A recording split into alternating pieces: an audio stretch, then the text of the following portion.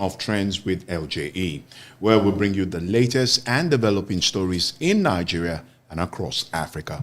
I am John Kamyan.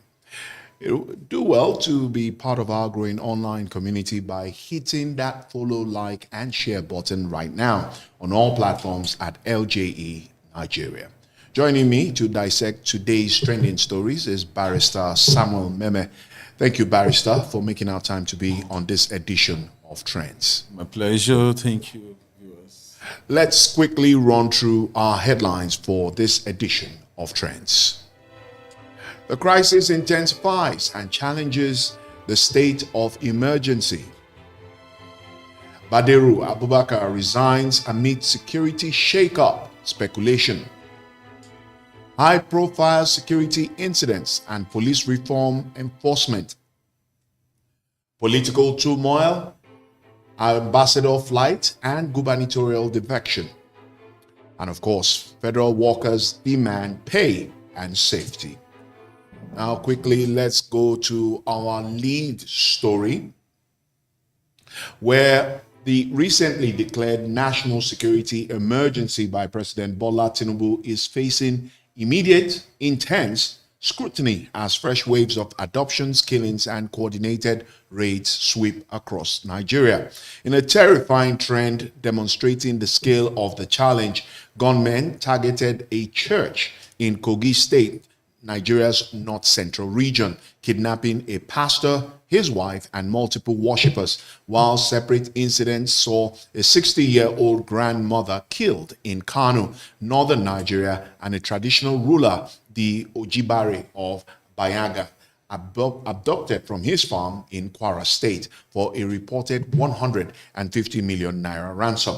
Now, these widespread assaults following the presidential declaration have drawn sharp condemnation from rights groups like Human Rights Writers Association, which have described the attacks as a direct affront to the government, insisting the lack of a structured security timeline only exposes major weaknesses in the national response, thereby heightening public anxiety.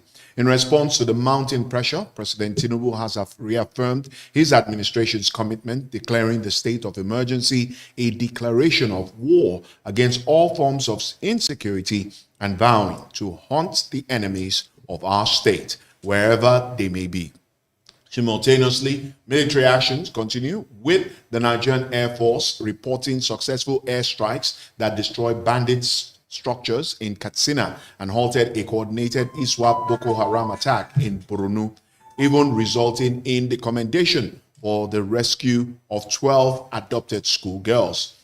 However, this progress is overshadowed by a bitter political battle as the presidency launched a bickering attack on former leaders, most notably former President Olusegun Obasanjo, accusing them of pseudo-statesmanship and hypocrisy for undermining anti-terror efforts while ignoring how the security crisis took root on their own watch.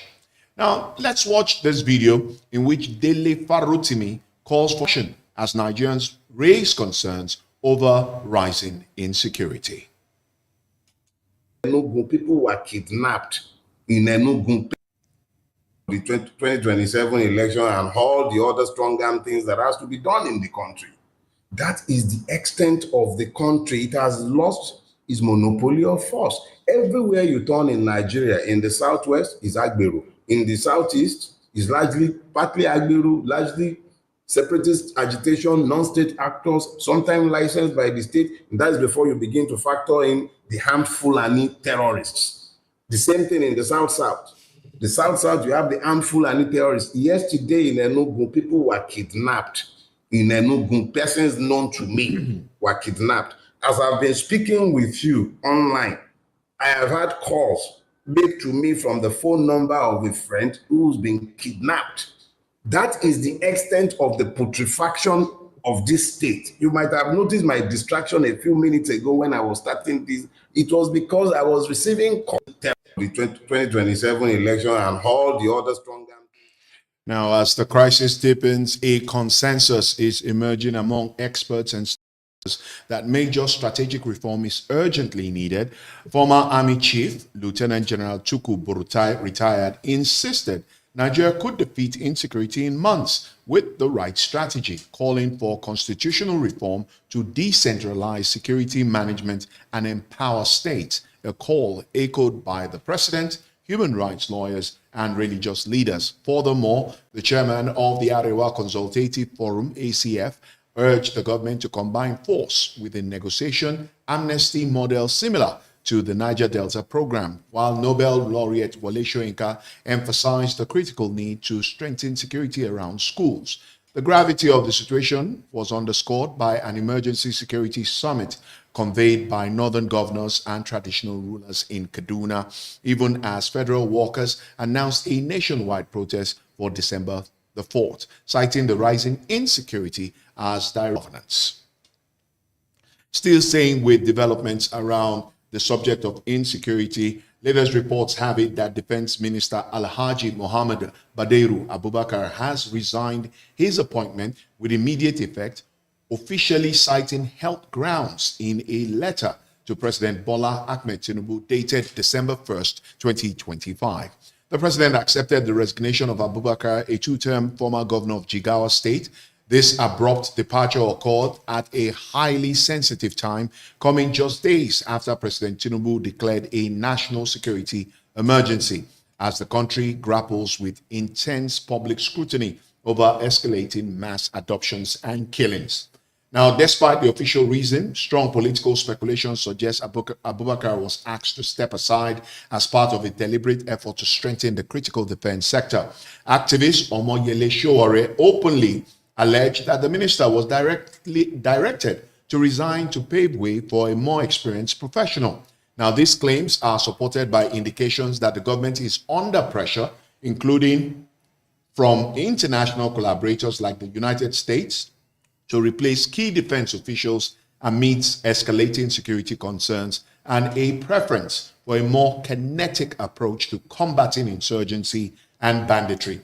Now, attention has shifted to the likely successor, with strong indications pointing to former Chief of Defense Staff General Christopher Musa, retired, who recently held a closed-door meeting with the president.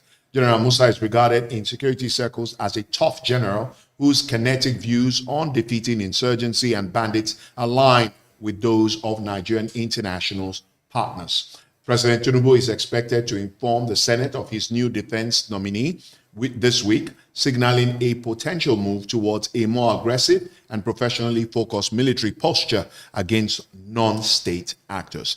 Now, Barrister, in some quarters, this would sound as good news if truly retired General Musa Christopher returns as Minister of Defense. It does show that the president is finally putting square pegs in square holes and not round pegs in square holes. But how do you react to the resignation of the former, I can now call him former Minister of Defense, and the rumors of retired General Christopher Musa possibly becoming the new Minister of Defense?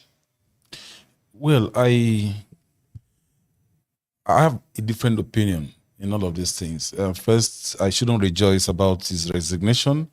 In the first place, the president did not consider the competence of people that he has brought forward, to handle the affairs of his administration.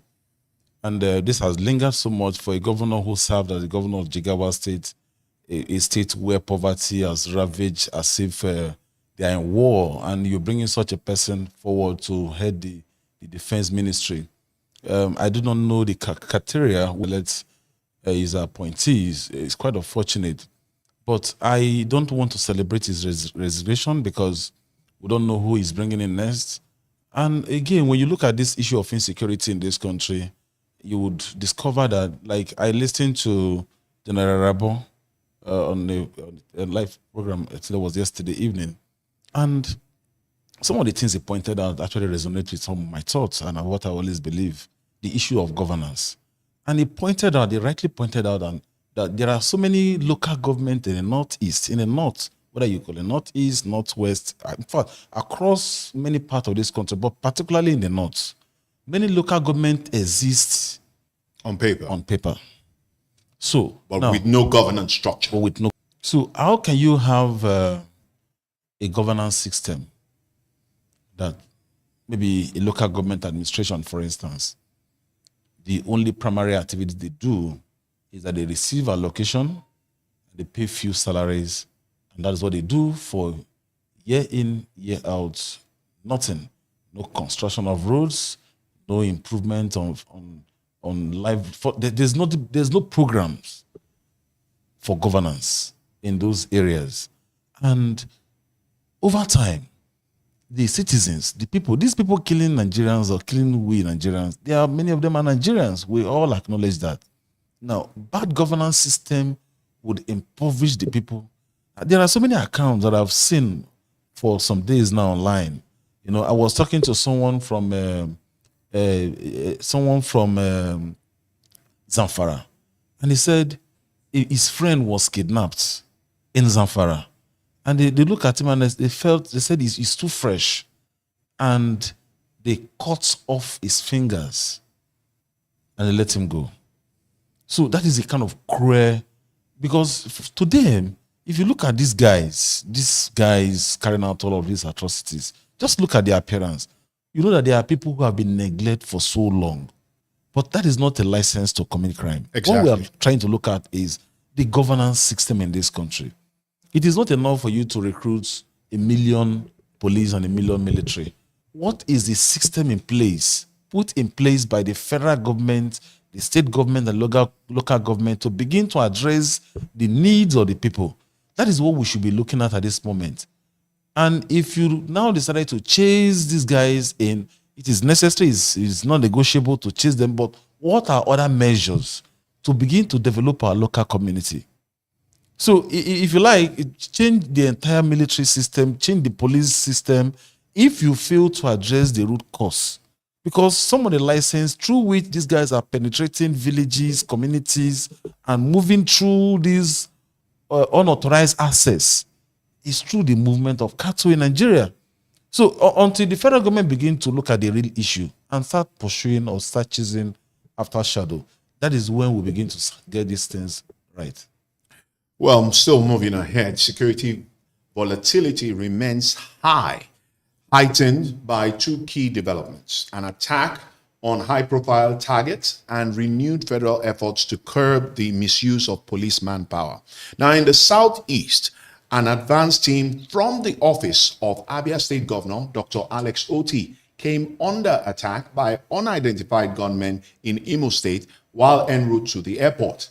The state government swiftly clarified that the governor was not in the convoy, that no fatalities were recorded, but the incident underscores the persistent and volatile security challenges facing government officials and commuters across the region. Simultaneously, security in the northwest remains critical as multiple bandit attacks rocked Zamfara State, leaving one person dead and scores, possibly dozens, adopted in coordinated raids across Zurmi and Bugundu local government areas of the state within a 48-hour period. Now, in a move to address the nation's severe manpower shortage, the Nigerian police force has issued a strict nationwide directive ordering the immediate arrest of any officer found providing personal security to unauthorized VIPs. This is a direct enforcement of President Bola Tinubu's order to withdraw police escorts and redeploy them to core policing responsibilities, especially in underserved communities. Now, the Inspector General of Police warned that supervising officers who fail to ensure compliance will also face disciplinary action, signaling an unprecedented effort to end the long-standing practice of police manpower diversion. Now, under the new arrangement, VIPs are now required to request well-armed personnel from the Nigerian Security and Civil Defense Corps, NSCDC. This crackdown is a central part of the government's security reform strategy, which aims to release thousands of officers back to public duties. Now, the presidency has also encouraged citizens to actively support the enforcement by documenting and reporting cases of police escorts still attached to ineligible individuals, turning the compliance drive into a matter of national civic responsibility. We'll take a quick break.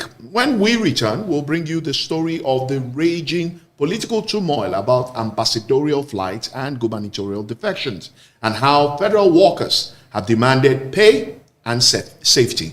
Do stay with us and keep sharing the stream.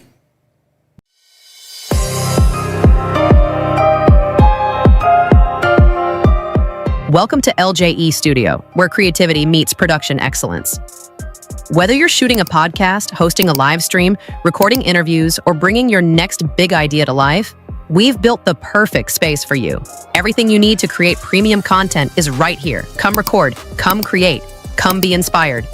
Visit www.ljenigeria.org/LJE-studio or call 0705-245-3714 to book your session today.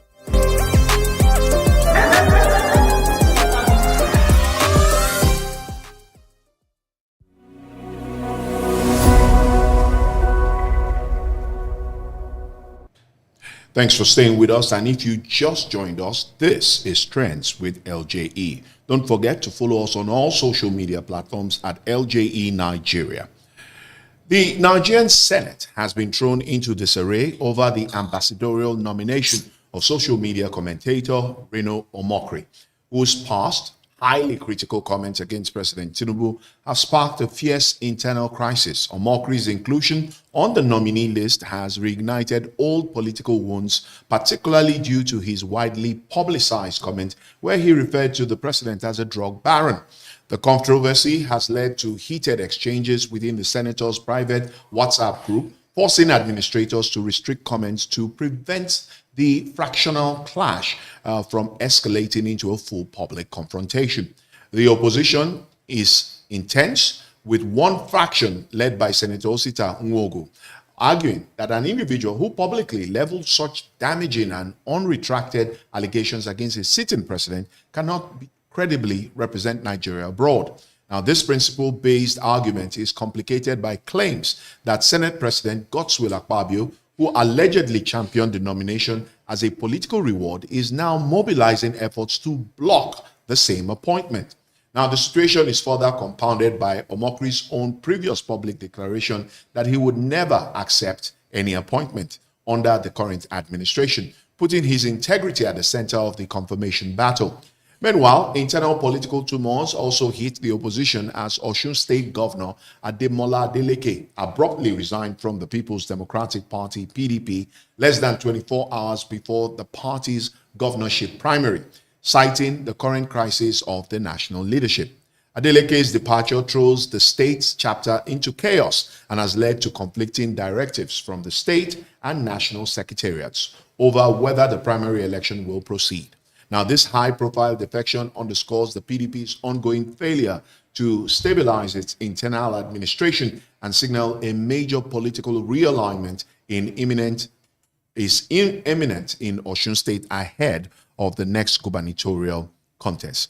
Barrister Meme, how do you react to, first, the appointment of Reno Omokri, which is causing ripples in the National Assembly, and the sudden defection? Though it has always been in the public space that Adeleke was going to defect. But certain powers in the APC tried to make that defection almost impossible. But now he has resigned with no clear indication as to what political platform he has defected to. How do you react to this? Well, Governor Adeleke, a well-loved man in the States, it's quite unfortunate that, of course, PDP is, one can say that PDP is almost dead right now. It's in it's in a coma. We all know that. So it's a platform that would not be available for anyone to contest election. And this is also made possible by the current administration, by the federal government administration, being, engineered by the Minister of the FCT, well known. Because I would say the reason is very clear. If it had no hand in what is going on in the PDP, we can see all the dramas and everything going on. So it will be difficult for any reasonable politician to want to remain in PDP, particularly those who have aspiration to contest in the upcoming national elections. So his defection or resignation is necessary and for a survivor, political survivor at this time. There's no doubt about that. And I wish him well in his political endeavor. But what we always keep clamoring for is that they should remember that what brought them first is for the interests of the people. And whatever they do, they should remember that it is not about the political party you belong to. It's about your intention, because we do not have political party with a political ideology as in Nigeria's current political system. For Reno Mokri, will he be an ambassador? Nothing is impossible in Nigeria. And this is very important. It is very important that people who have been able to develop a platform for conversation should be very careful with what they say. And we've had a lot of them in the past, those who speak something different in the morning, and in the afternoon they are saying something different. In the evening entirely they are saying something quite different.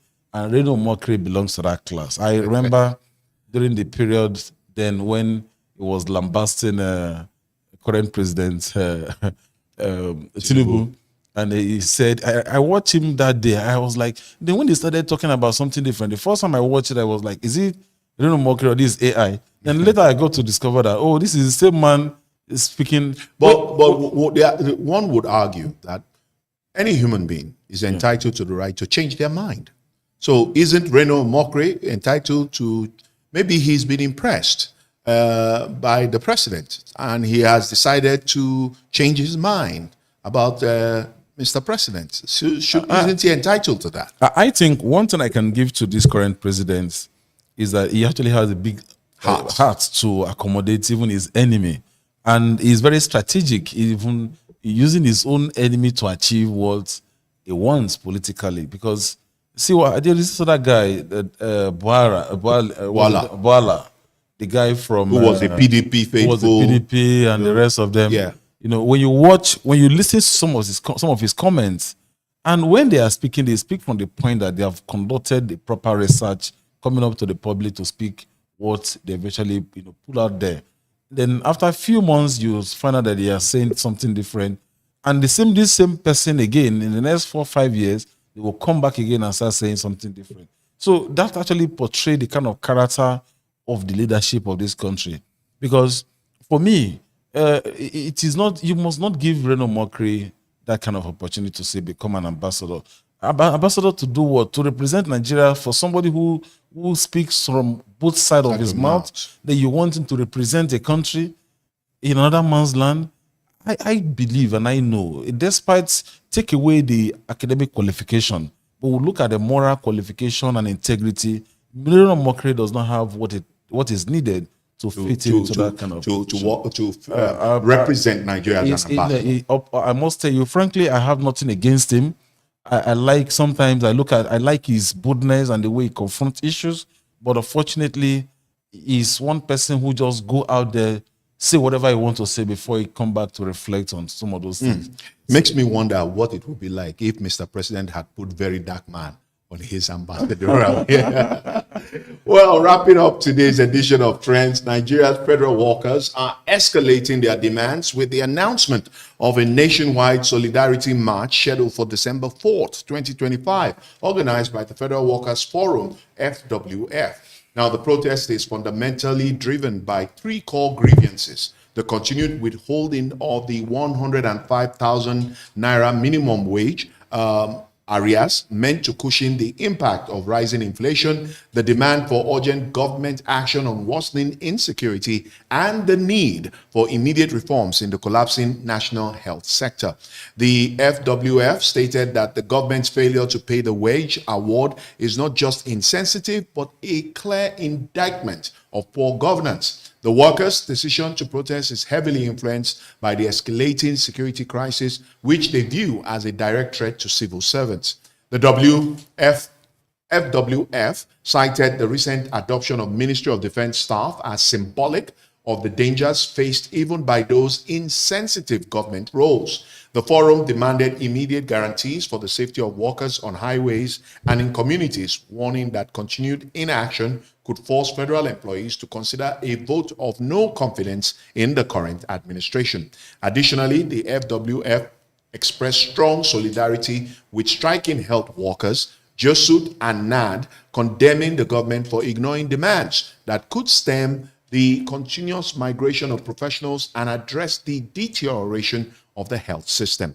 The FWF's National Action Council is urging Nigeria's major labor centers to declare a comprehensive nationwide strike, demanding a new living minimum wage and ensuring the government honors its financial obligations to the workforce. The December 4th march also aims to defend the rights and freedom of expression of workers as it simultaneously supports the FWF coordinator, Comrade Andrew Emeleze, in his legal battle against the federal government and the DSS.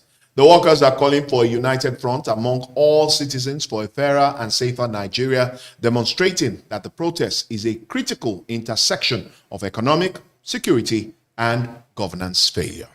Well, that's all the time we have for this edition of Trends with LJE. My sincere thanks to Barrister Samuel Meme. Barrister, thank you so much. My pleasure. Thank you. Now, don't forget to follow, like, and share at LJE Nigeria on all social media platforms to join the conversation and get updates on our next show. I am John Nkamian. Bye for now.